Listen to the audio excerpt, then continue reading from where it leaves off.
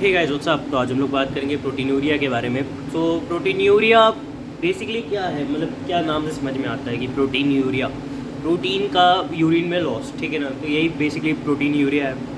तो proteinuria is basically excretion of abnormal amount of protein in the urine. Normally हमारे सबके urine में थोड़ा सा प्रोटीन तो रहता ही है, लेकिन अगर एबनॉर्मल अमाउंट पे वही प्रोटीन जाने लगे तो that's the proteinuria, right. Normal protein excretion is less than 150 milligram per day. वही मैंने कहा था, नॉर्मली प्रोटीन जाता है लेकिन वो that's about less than 150 milligram per day.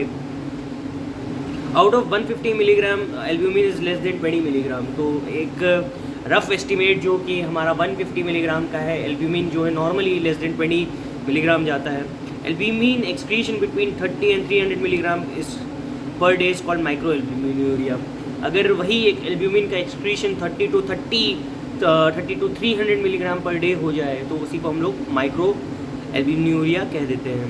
अगर एल्ब्यूमिन का excretion above 300 milligram per day चला जाए तो उसी को हम लोग क्या कह देंगे, मैक्रो एल्ब्यूमिनूरिया, राइट। तो ये एक प्रोटीनूरिया का भी एक छोटा सा बेसिक सा इंट्रोडक्शन है, राइट। तो बेसिकली कॉजेज ऑफ प्रोटीनूरिया क्या क्या है। कॉजेज ऑफ प्रोटीनूरिया, अगर ग्लोमेरुलर प्रोटीनूरिया की मैं बात करूँ तो कोई भी ग्लोमेरुलर, जो कि ग्लोमेरुलर बेसिकली होता क्या है, filtering unit of the kidney.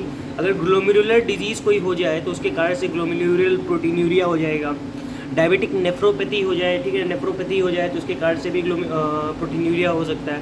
Reflux nephropathy और ट्यूबुलो इंटरस्टिशियल डिजीज़ हो जाए किसी को, रिफ्लक्स नेफ्रोपैथी के कारण से ये ग्लोमेरुलर प्रोटीनूरिया किसी बंदे को हो सकता है, राइट। ओवरफ्लो प्रोटीनूरिया हो जाए बंदे को। ओवरफ्लो प्रोटीनूरिया बेसिकली क्या होता है, overflow proteinuria basically multiple myeloma में बहुत ज़्यादा मतलब कि प्रोटीन का फॉर्मेशन हो गया बॉडी में, तो उसके कारण से ओवरफ्लो प्रोटीनूरिया हो सकता है। ट्रांजिएंट प्रोटीनूरिया, फीवर और हेवी एक्सरसाइज। फीवर बंदे को है तो ऑब्वियसली हो सकता है उसका प्रोटीन का ब्रेकडाउन ज़्यादा हो। स्ट्रेनस एक्सरसाइज, बहुत ज़्यादा एक्सरसाइज किया, उसने हेवी एक्सरसाइज कर लिया तो उसके कारण से हो सकता है मसल्स के कुछ ब्रेकडाउन हो गया, उसके कारण से प्रोटीनूरिया हो रहा हो।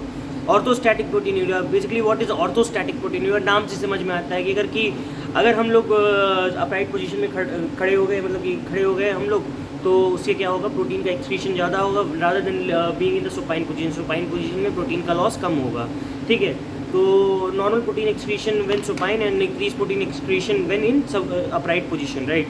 हीमोडायनेमिक कॉजेज क्या क्या हो सकते हैं। हीमोडायनेमिक कॉज में बेसिकली कंजेस्टिव हार्ट फेलियर और रीनोवैस्कुलर हाइपरटेंशन हो सकता है। क्या क्या हो सकता है हीमोडायनेमिक कॉज में, कंजेस्टिव हार्ट फेलियर और रीनोवैस्कुलर हाइपरटेंशन। तो ये कुछ बात रही है तुम्हारी प्रोटीनूरिया के बारे में। उम्मीद है तुम्हें समझ में आया होगा और मिलते हैं आपसे नेक्स्ट वीडियो में। तक के लिए बाय।